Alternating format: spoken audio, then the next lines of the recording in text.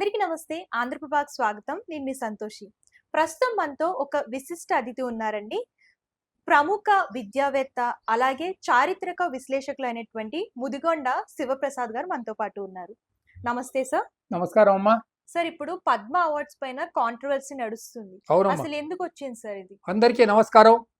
నా పేరు professor Mudigonda Sivaprasad, retired professor of Osmania university, Shivam road, Hyderabad, Telangana. Jawaharlal Nehru garu భారతదేశానికి మొదటి ప్రధాని. ఆయన జీవించి ఉన్న రోజుల్లో దేశంలో ఉత్తమమైనటువంటి కళాకారులకి, త్యాగధనులకు గుర్తింపుగా కొన్ని పురస్కారాలు పెట్టారు. అందులో కొన్ని పురస్కారాల పేర్లు పద్మశ్రీ, పద్మభూషణ్, పద్మ విభూషణ్, భారతరత్న. ఇవి కాకుండా ఇక దాదాసాహెబ్ ఫాల్కే పురస్కారాలు అవి సినిమా వాళ్ళకి ఇస్తారు. ఇట్లా ఇవ్వటం ఏంటి, ఒక గుర్తింపు అన్నమాట. మనల్ని మనం గౌరవించుకోవటం కదా. మనలో బాగా సేవ చేసిన వాళ్ళు ఎవరైనా ఉన్నారనుకోండి, వాళ్ళకి పురస్కారం ఇచ్చి గౌరవించుకోవటం. అయితే ఈ పురస్కారాలు పొందిన వాళ్ళలో యోగ్యులు ఉన్నట్లే అయోగ్యులు కూడా ఉన్నారు. ఢిల్లీ వెళ్ళి పైరవీ చేసుకొని పురస్కారాలు కొనుక్కున్న వాళ్ళు కూడా ఉన్నారు. ఈ కారణం చేత ఆ రోజుల నుంచి, అంటే నెహ్రూ గారు, ఇందిరాగాంధీ గారి ఆ ఈర 1950వ తరం నుంచి ఈ పద్మ పురస్కారాలు పెట్టినప్పటి నుంచి విమర్శలు వస్తూనే ఉన్నాయి.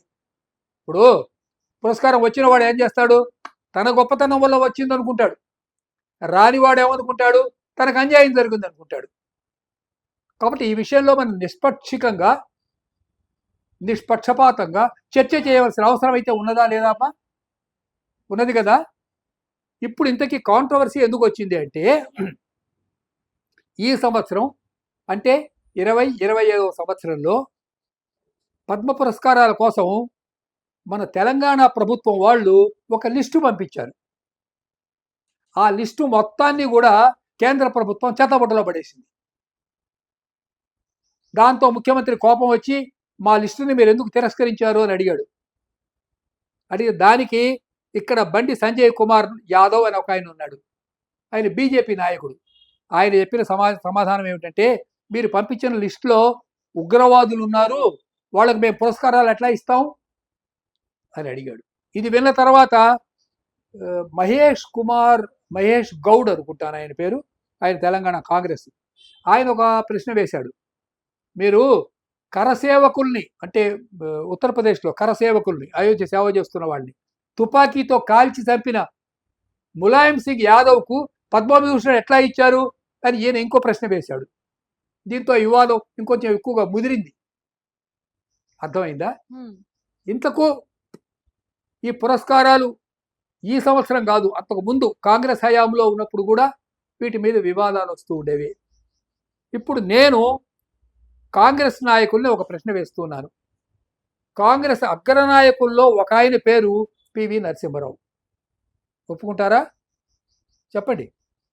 కాంగ్రెస్ అగ్రనాయకుడిని ఒప్పుకుంటారా? మరి ఆయనకి మీరు భారతరత్న ఎందుకు ఇవ్వలేదు? Why you have not given Bharat Ratna to our beloved Telangana, మన తెలంగాణ ముద్దు బిడ్డ పివి నరసింహారావుకి మీరు భారతరత్న ఎందుకు ఇవ్వలేదు? చెప్పండి. భారతరత్న ఎవరిచ్చారో తెలుసునా అండి? బీజేపీ గవర్నమెంట్ ఇచ్చింది. నేతాజీ సుభాష్ చంద్రబోస్కు భారతరత్న ఎందుకు ఇవ్వలేదు? మీరు జవాబు చెప్పండి. I want A reply, A categorical reply. స్వతంత్ర వీర సావర్కర్, ఆయనకు భారతరత్న ఎందుకు ఇవ్వలేదు? జవాబు చెప్పండి. Alluri Sitaramaraju, greatest freedom fighter from Andhra Pradesh, ఒంగోలులో టంగుటూరి ప్రకాశం పంతులు, ప్రకాశం జిల్లానే ఆయన పేరునే ఇప్పుడు ఆ జిల్లా ఉంది. అరే, టంగుటూరి ప్రకాశం పంతులు పేరే మీకు తెలియదు, అక్కర్లేదు ఏమండి?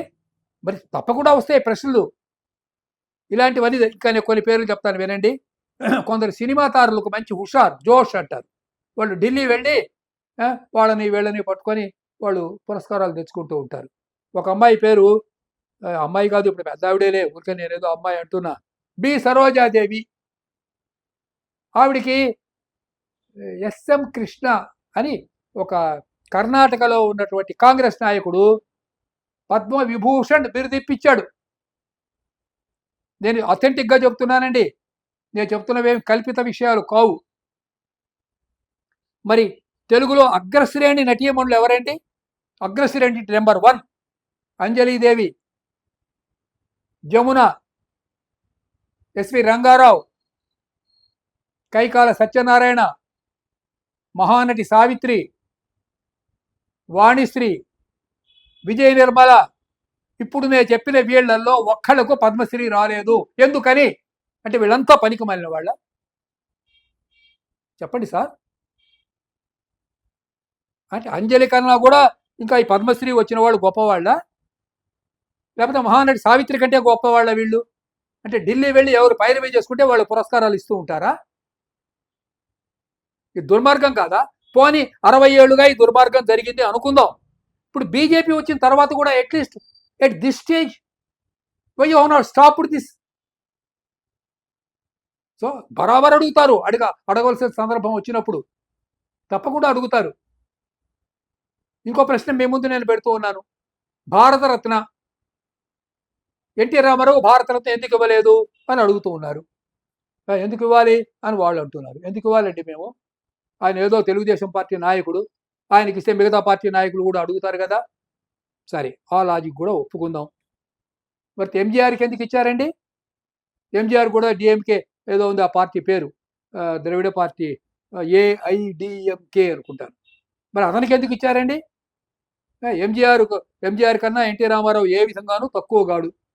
అతను నటుడైతే ఇతను నటుడే, అతడు పాలిటీషియన్ అయితే ఇతడు పాలిటీషియనే. No, I'm not undermining MGR. I love him, I like MGR's films and I'm a fan of Sivaji Ganesan. That's a different topic. I'm not bringing that topic to ఇందులోకి ఆ ప్రసక్తి తీసుకురావడం లేదు. కానీ అక్కడ ఎంజీఆర్కి ఎందుకు ఇచ్చారంటే తమిళ దేశంలో వాళ్ళ ఓట్లు కొల్లగొట్టుకుందామని. It's a political Padma award. It is nothing to do with merit. మరి ఎంజీఆర్కి ఇచ్చినప్పుడు ఎన్టీఆర్కి ఇవ్వాలన్న ఆ యాజ్ స్టేషన్ తప్పకుండా బయలుదేరుతుంది. ముదిగొండ శివప్రసాదే జెండా పట్టుకొని బయలుదేరుతాడు. స్వతంత్ర వీర సావర్కర్కు పద్మ భారతరత్న ఇచ్చే వరకు మేము విశ్రమించము అని యాజిటేషన్ చేస్తాం. విన్నారా?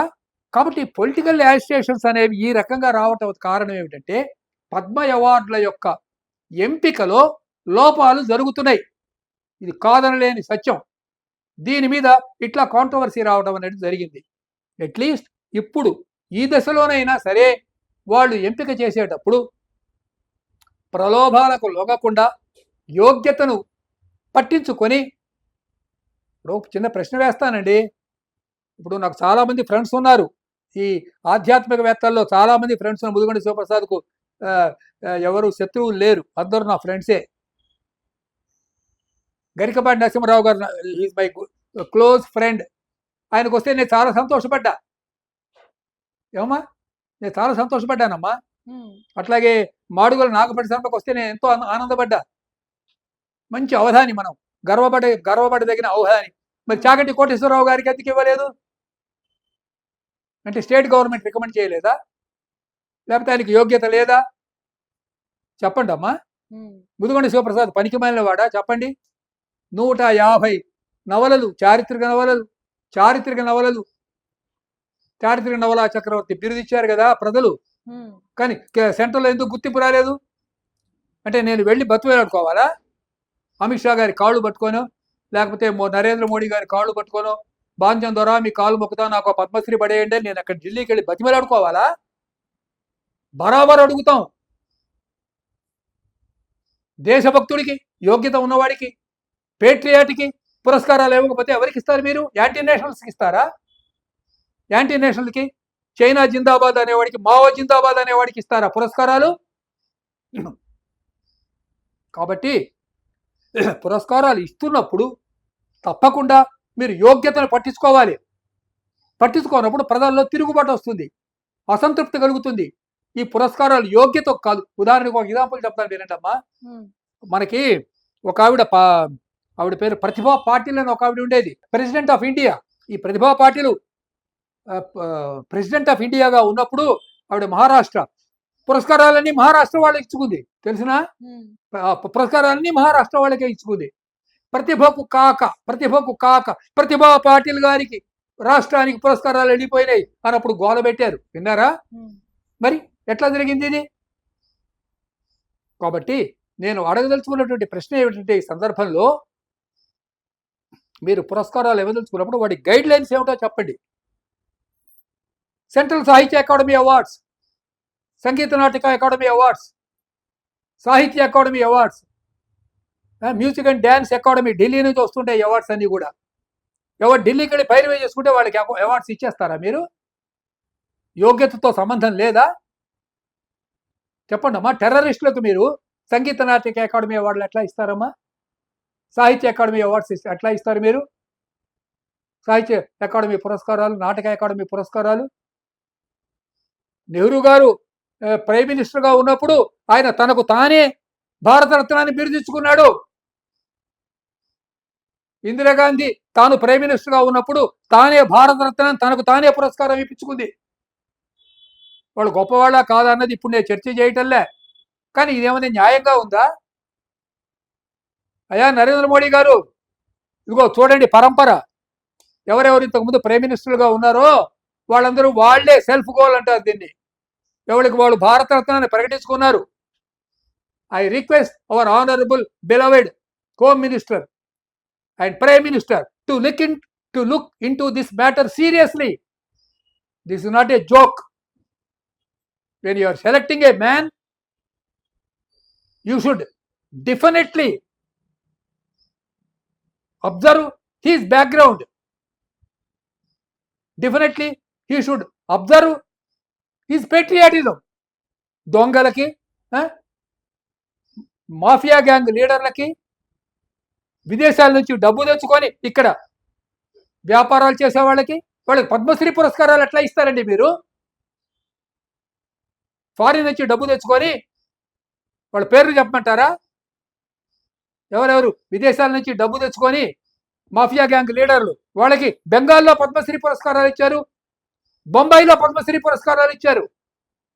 They are anti nationals. కాబట్టి దీని మీద దేశవ్యాప్తంగా చర్చ జరగాలి. I want a full time discussion on this Padma topic. నమస్కారం.